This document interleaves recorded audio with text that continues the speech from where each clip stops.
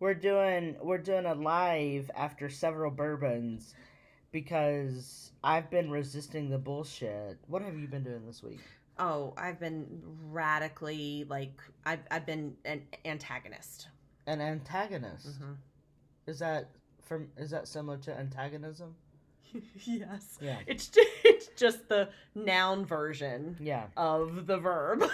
Yeah. So so we're here live for my birthday and there are a few people watching, which is great. And what are we talking about today? I don't know. You made us a drink, and I made you're a drink that several bourbons in, yeah, I made a and drink that is like Christmas on ice. it's not like Christmas on ice. I mean, they think it is, but it's. I mean, it's good, but it's not like Christmas. What would you say it's like? It's like a chocolate factory puked in a coffee shop, Right. and that's fine, No, but that's that what it sounds is. like- but when there's puking involved, you Oh, know? okay. So a chocolate factory ejaculated in a Okay. coffee shop.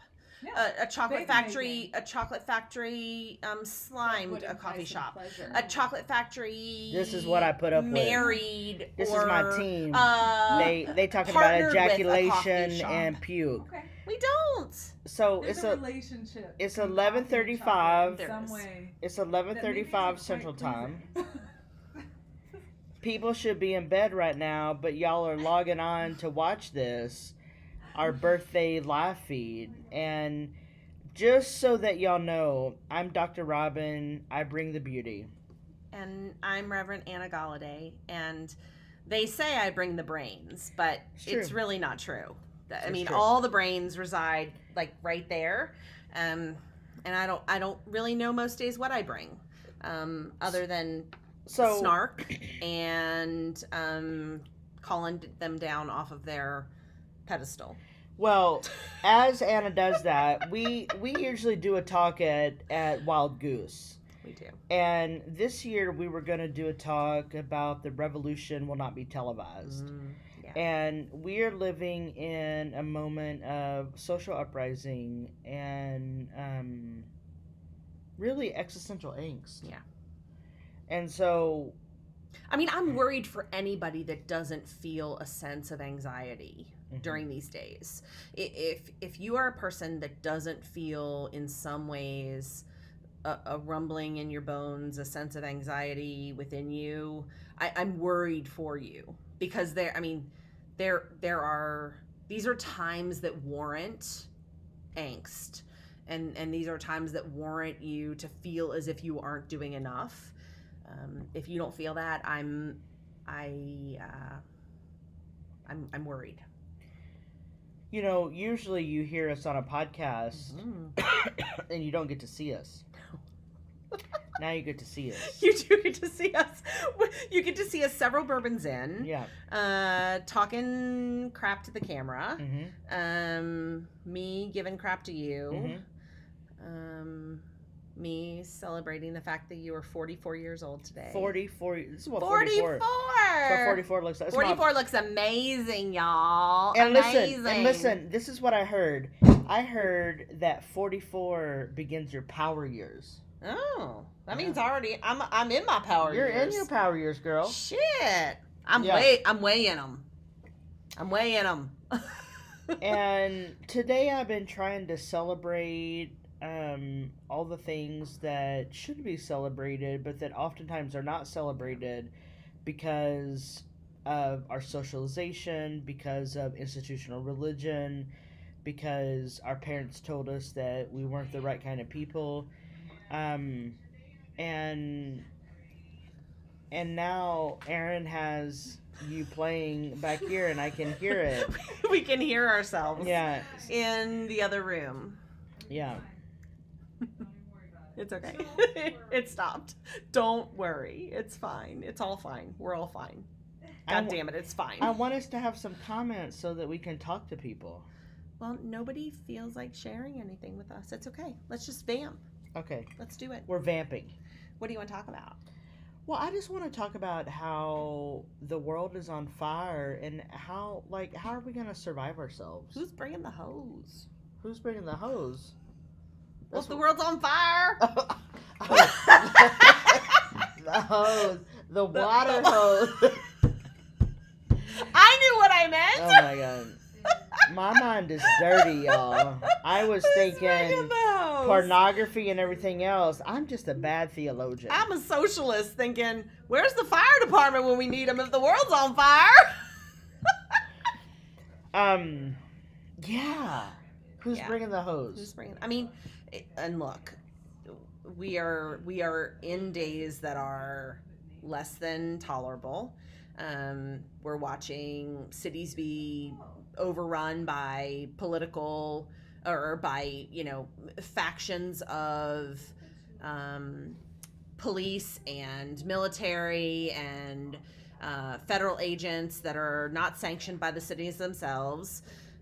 We have a president who all of a sudden this morning said, oh, hey, you know what would be cool? We should postpone the election. And yet in the midst of all of that, we had a celebration of life, a going home party for, who will amount to one of the greatest agitators of our time. Well, and someone who showed us a measure of moral courage. Right.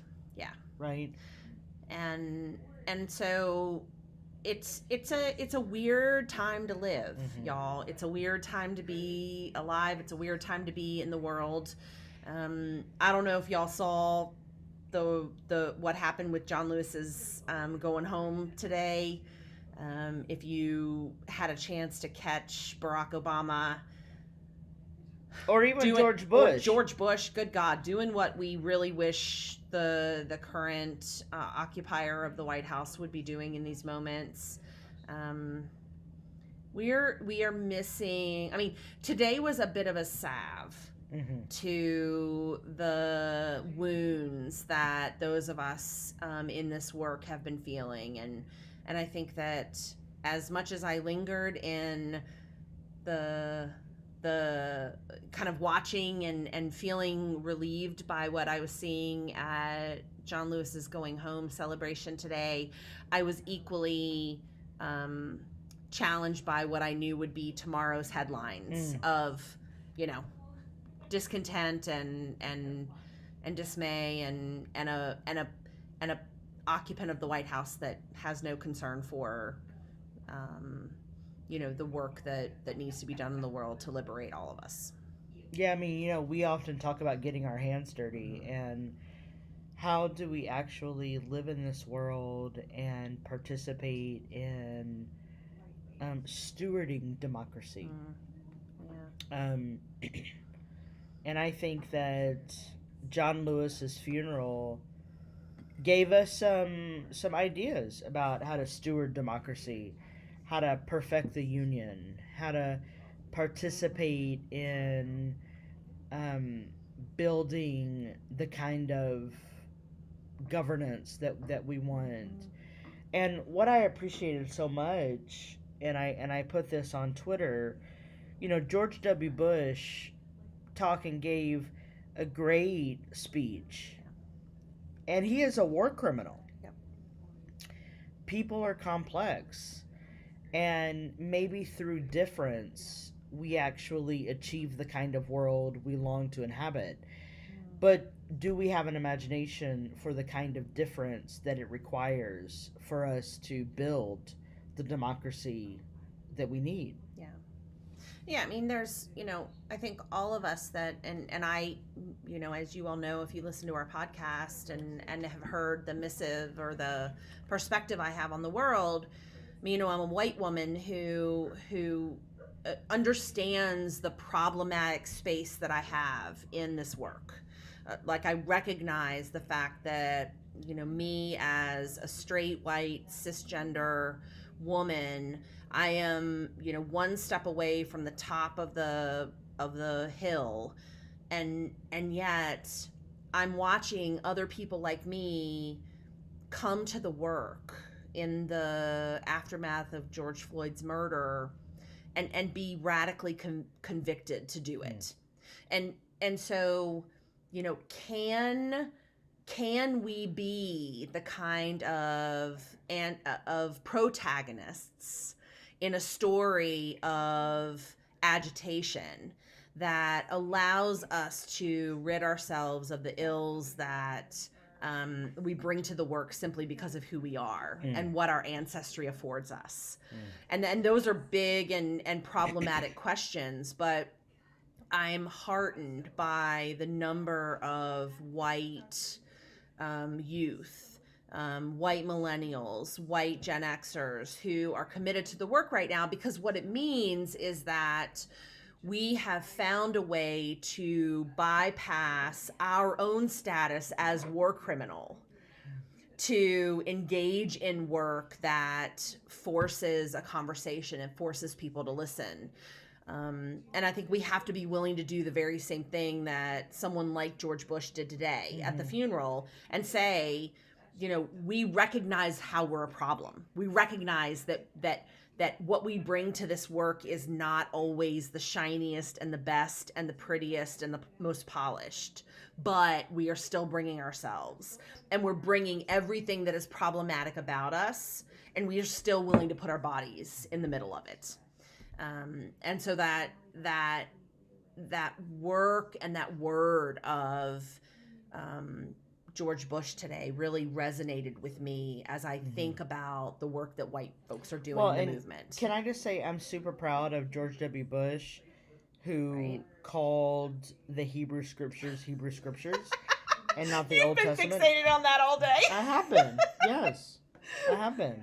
Yeah. Because I think it's important to talk about Jewish scripture as it should be talked about. Yeah.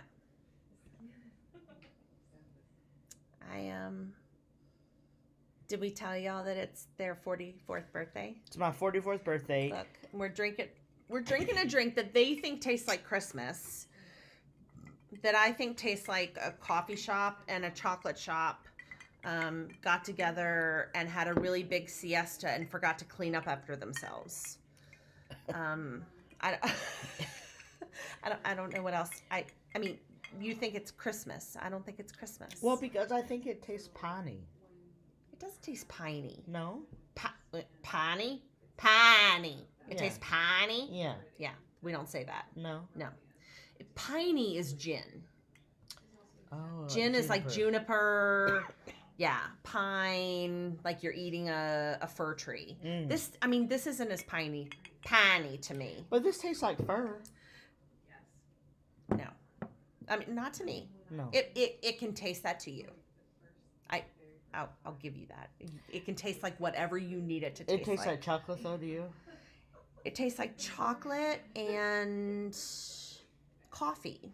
It has some coffee undertones. It's good, y'all. So I made this drink. The previous drink I made was an El Camino, and it had the one before this. Yeah. And it had mezcal and bourbon and Benedictine and bitters. It was very good. It was really good. And then I made this one, and we've just been sipping on bourbon and talking with each other tonight and talking about our connection in the work that we're doing, which has been really sweet, actually. And Robyn tries to compliment me, and I don't take compliments well. Yeah. So that's been fun. Yeah, you know, like, Anna's one of my best friends, and I say to Anna, like, you show up for me. You were there for me. But Anna doesn't internalize that message. And so... No, I know I show up for you. Like, I recognize I do those things. I show up for you. I'm there for you. But I don't need you to, like, vomit rainbows about it. No, that's what you do. You vomit rainbows. You're a 7 on the Enneagram. I am a 7, which is why when you as a 5 vomit rainbows about me, I'm like, yeah, I don't get it. Did y'all know that we took a cruise together? This is how rumors get started. We took a cruise together and we stayed in the same stateroom. Yeah, we stayed in the same room. And I was up at 8 o'clock, showered and eating breakfast and drinking coffee. And Anna met me at noon. Or 1. When I was having my first beer. I mean, I wasn't getting home until like 5 a.m.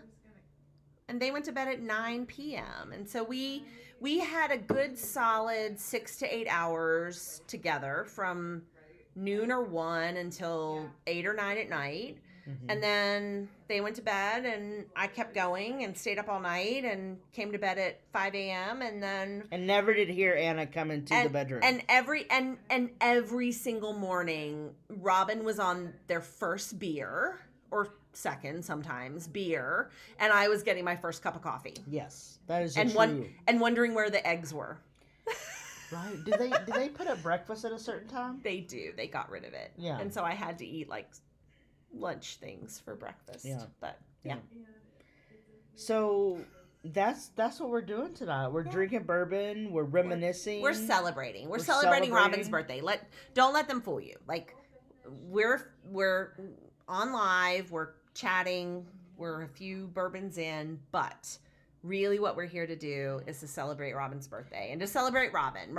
I'm in my quarantine uniform, which is underwear in a tank. Yes. And your underwear has sloths on it. Yeah. Because Robyn replicates a sloth when they are living their best life. I believe in slow living. Monday through Sunday. Any day that ends in Y, Robyn replicates a sloth. Yeah. Yeah. I believe in slow living. I believe it's the virtue of slow living. Right. I think we're losing followers. Yeah, I think we are. It's all right.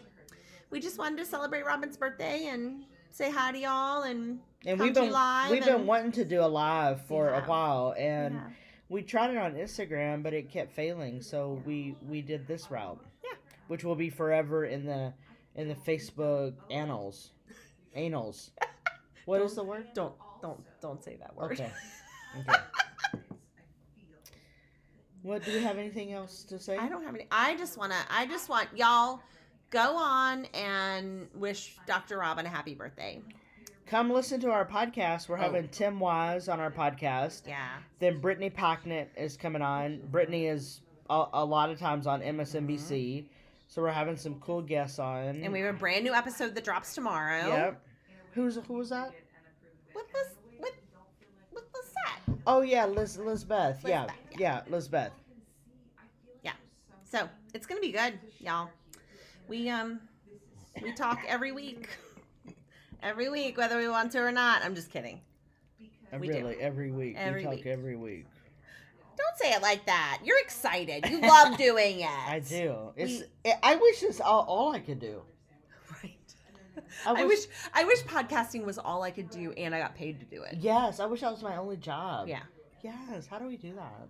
I don't think we can. Oh. I mean, we might be able to, but not until we're like. How can we be like Michelle Obama and do a specialized podcast on Spotify? Well, she married.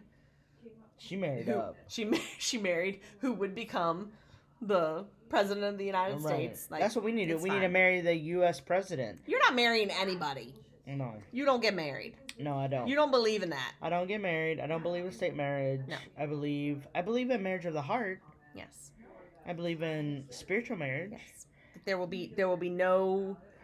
I believe in a declaration of love, but there will be no state legitimization of my life. It's true. It's true. But I'd marry Michelle your man. Obama. I'd marry your man. We ain't talking about my man. You ain't married my man. You got somebody. She's jealous. She's jealous. I'm not jealous. I'm just. She's jealous. She gets territorial. Their brains are too similar, y'all, and it would worry me if the two of them were cohabitating together. I think we could cohabitate. We might not do anything else but cohabitate. Okay. But I'm a good cook. Yeah, he would like that. Yeah. That's what we're doing tonight, y'all. We're spilling the tea. And look, if you come to our podcast next week, you're gonna hear more of the spill in the tea, because this one here, I'm gonna tell all the stories about tonight. I all shimmy the birthday stories. I gave a shimmy tonight. Yes, they did. To a Sarah Potenza song, yes. And then do you know what, y'all? All of y'all who are watching, Sarah called Sarah us. Potenza Sarah called FaceTimed us. FaceTimed us, wants to come on our podcast. She's the best. She's political. She even said I gave her an idea for a song. Mm-hmm. She gonna write a song. She might. But She never might. know. You never know. You never know. You're right. But, I mean, you know. She got a piano. Musicians get song ideas all the time. Yeah, you're right. So. I get ideas for books all the time. Right. And how many have you written? Only one. One and a tenth. In 7 pages of One another. and 7 pages of the second. Okay, well, what else should we say? No, we'll just say goodbye. Okay, we'll say goodbye. It's Robyn's birthday. Come and wish them a happy birthday and listen to our podcast. And we love y'all. I bring the beauty. That's what they think. Night, y'all.